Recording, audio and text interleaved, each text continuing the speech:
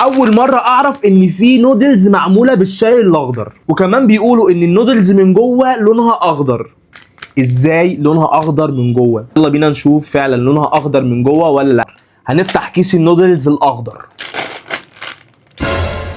ده بجد طلع لونه اخضر. ده لونه اخضر بجد. ازاي؟ نكسرها عشان الميه تغطيها.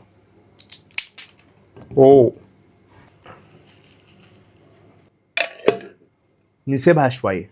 نشوف مكونات الكيس لحد ما النودلز تخلص. كيس كده جواه توابل، وكيس كمان جواه حاجه كده بس ما اعرفش ايه الحاجه دي الصراحه.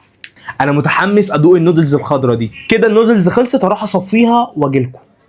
وبس كده صفيته. بصوا لونه اخضر.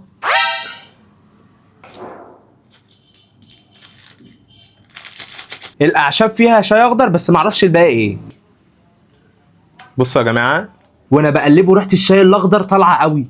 بصوا شكله عامل ازاي يا جماعه. تحفه. يلا ندوق. اوه.